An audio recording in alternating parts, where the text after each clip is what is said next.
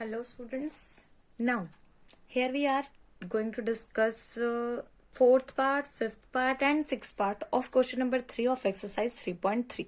Okay. जिन्होंने first second third part नहीं देखा है वो इससे पिछले वाली वीडियो देख सकते हैं। हमने 3 पार्ट जो है ऑलरेडी डिस्कस कर लिए हैं। अब फोर्थ, फिफ्थ और सिक्स्थ की बारी है। The taxi charges in a city consisting of a fixed charge together with the charge for the distance covered. इसने कहा है कि टैक्सी जो है वो चार्ज कर रही है किसी सिटी के अंदर कंसिस्टिंग ऑफ फिक्स चार्ज, यानी कि कुछ तो फिक्स है ही है कि इतना तो आपको देना ही पड़ेगा, together with the charge for the distance covered, और उसके साथ अगर आप कुछ एक्स्ट्रा डिस्टेंस ट्रेवल करते हैं तो आपको चार्ज देना पड़ेगा। For a distance of 10 kilometre की 10 किलोमीटर के लिए द चार्ज पेड इज 105।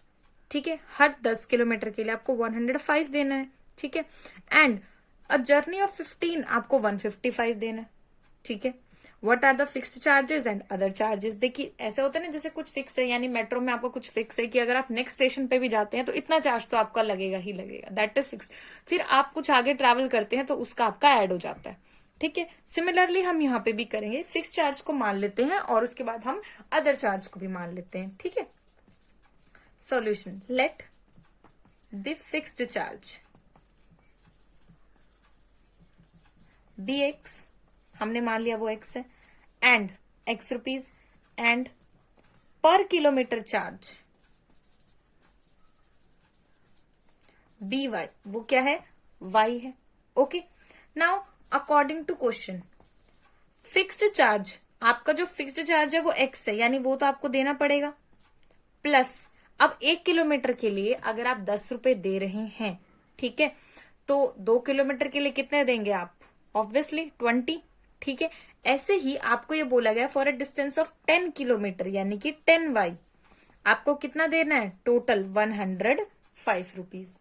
ठीक है, सिमिलरली आपका फिक्स्ड चार्ज प्लस हर 15 किलोमीटर के लिए आपको कितना देना है, 155।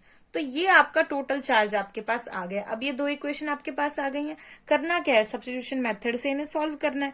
ठीक है, नाउ मान लीजिए ये जो थी ये आपकी फर्स्ट इक्वेशन है और ये आपकी सेकंड इक्वेशन है। ओके, सो फ्रॉम सेकंड आप किसी भी इक्वेशन से कोई भी वैल्यू निकाल सकते हैं। X is 155 minus 15y। ठीक है, सब्स्टिट्यूशन मेथड मेरे ख्याल से अब आप सबके लिए बहुत ज्यादा फैमिलियर हो गया होगा। ठीक है, और ये बहुत ही इजी है, बट आपको माइनस और प्लस का ध्यान रखना है। X put in first which is equal to 155 minus 15y plus 10y is equal to 105। 155 minus 105 is equals to 5y, which is equals to 50 is equals to 5y and y is equals to 10. अब 10 तो ये आपके पास आ गया, put in second, or we can say x is equals to 155 minus 15y which is equal to 155 minus 150। अगर मैं से 10 put करती हूँ तो ये 150 हो जाएगा और ये आपकी वैल्यू आ जाएगी 5। ठीक है, आप पुट करके देखिए, 10 होगा तो ये हो जाएगा 150, कितना हो गया, 5। ठीक है, तो x की वैल्यू आपके पास आ गई 5 और y की वैल्यू आ गई आपके पास 10। ठीक है, बहुत ही इजी क्वेश्चन है, सिर्फ इक्वेशन बनाना आपको आना चाहिए। x is equal to 5 and y is equal to 10। ठीक है, नाउ आपको एक और चीज बोली गई है, how much does a person have to pay for travelling a distance of 25 kilometre. अब 25 के लिए उसको कितना पे करना पड़ेगा, right, charge for 25 kilometre. 25 kilometre के लिए उसे कितना पे करना पड़ेगा, x plus 25y, because it is fix, ये तो आपको देना ही पड़ेगा। उसके अलावा किलोमीटर के हिसाब से आपको y देना पड़ेगा, तो ये हो जाएगा 5 plus 25 into 10, 5 plus 250 which is equal to 255 rupees. ठीक है, और ये आपका डिस्टेंस और ये आपका फिक्स्ड चार्ज। ठीक है, तो आप यहां पे लिखेंगे so the fixed charge is 5 rupees and distance covered charge, जो कि आपसे पूछा गया है, इज 10 रुपीज। वो आपके पास क्या हो जाएगा, 10 रुपीज। ठीक है, आप स्टेटमेंट को जरूर ध्यान से देखिए किस तरीके से हमने इक्वेशन बनाई है। ये फिक्स्ड चार्ज है और 1 किलोमीटर के लिए अगर इतना है तो 10 के लिए हमने उसको मल्टीप्लाई किया है और फिर ये क्या बन गई आपकी इक्वेशन। ठीक है, तो इस तरीके से आपको क्या करना है, इन्हें सॉल्व करना है। बट इक्वेशन बनाना बहुत जरूरी है, इंपॉर्टेंट है। आप फिर दोबारा इसको ध्यान से देख लीजिए। ठीक है, x plus 10y 105 because fix charge add करना है 10 किलोमीटर के लिए हमने y लिया है। टोटल अमाउंट 105 और 15 के लिए इतना है, बट फिक्स चार्ज फिर से ऐड होगा ही होगा, ये आपको देना ही पड़ेगा, तो इसलिए हमने इसे फिर से क्या किया है, ऐड किया है। ठीक है, let us talk about the second question. 90% ये जो क्वेश्चन है ये आपके बोर्ड एग्जाम में आता ही आता है। थोड़ी बहुत स्टेटमेंट इधर उधर आ सकती है बट पैटर्न वही रहता है। अब देखिए आपको बोला है fraction becomes 9/11 if 2 is added to the both numerator and denominator and 3 is added to the both numerator and denominator. It becomes 5/6. Find the fraction. Now let the fraction be x by y. अब आपका numerator क्या है, x, और denominator क्या है, y. Right, x is numerator, लिखना चाहे लिख सकते हैं वरना इस चीज को तो आप स्किप कर सकते हैं, ये आपको अंडरस्टूड है. y इज डिनोमिनेटर, ये आपका क्या है, denominator. Okay, now according to the question x, अब आपको करना क्या है, 2 is added to both numerator and denominator. ठीक है, ये क्या है, कंडीशन है.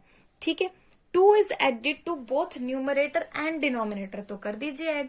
ये आपके न्यूमरेटर में ऐड हो गया और ये आपके डिनोमिनेटर में ऐड हो गया, और इक्वेशन क्या बन गई आपकी 9/11. 9/11, write it as a first equation.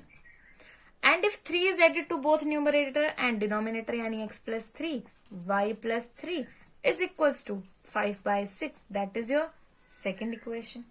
ठीक है, नो सॉरी, अभी इसको फर्स्ट और सेकंड मत लिखिए, पहले इसे सॉल्व करते हैं. ठीक है, सिंपल अलाइनमेंट में लेके आते हैं, उसके बाद बात करेंगे. अब यहां से क्रॉस मल्टीप्लाई कर दीजिए. 11x plus 22 is equal to 9y plus 18.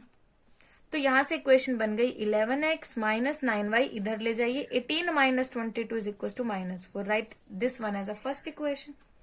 अब यहाँ पे क्रॉस मल्टीप्लाई करेंगे तो ये हो जाएगा 6x plus 18 is equal to 5y plus 15. It means 6x minus 5y is equal to -3. This one is your second equation. अब ऑब्वियस ही बात है, सब्स्टिट्यूशन मेथड आपको पता ही है कि किस तरीके से लगाना है. यहां से x की वैल्यू निकालिए, क्या आ जाएगी आपकी x की वैल्यू, या फिर यहां से निकाल लेते हैं. चलिए, यहां से आपकी x की वैल्यू आएगी -3 प्लस 5y डिवाइड बाय 6. और इस वैल्यू को आप क्या करोगे, आप इस वैल्यू को यहां पे पुट कर दोगे. ठीक है, जब आप इसे यहां पुट करोगे तो यहां से आपकी y की वैल्यू आएगी. ओके, और आपकी y की जो वैल्यू आएगी वो आएगी आपके पास 9. ठीक है, आफ्टर दैट सॉल्व करोगे तो 7. ठीक है, ये सिंपल मल्टीप्लीकेशन है, नथिंग एल्स. मेन क्या था, आपको ये समझ में आना चाहिए कि आपकी जो ये इक्वेशंस है ये हमने कैसे निकाली है. After that you know that कि सब्स्टिट्यूशन मेथड जो है वो किस तरीके से लगाना है. ठीक है, now let us talk about your 6th part. ये आप कर लोगे. 6th पार्ट के बारे में भी हम जनरल आइडिया लेंगे सिर्फ. 5 ईयर हेंस. अब इस बात का मीनिंग क्या है, हेंस, पहली चीज. ठीक है, the age of the Jacob will be 3 times of his son 5 years ago.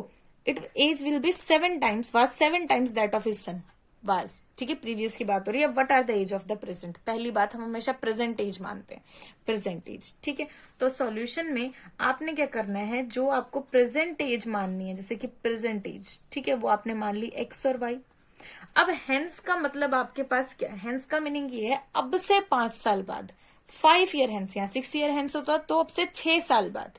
ठीक है, अब से 5 साल बाद यानी कि x plus 5 is equals to 3 times है वो y प्लस 5. क्योंकि अगर 5 साल यहाँ पे अगर वो बढ़ रहा है तो यहाँ पे भी तो ये चीज भी तो बढ़ेगी ना.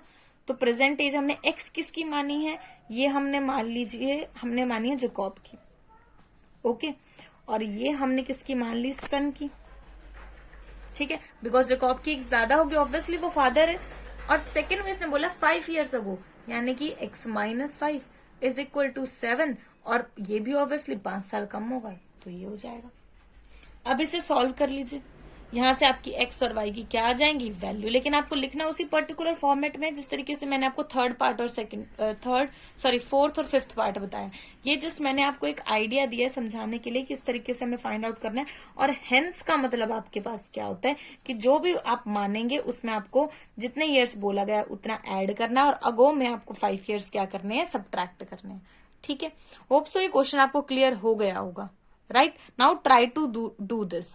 Okay, thank you so much. Like the video, subscribe the channel to get the latest notifications.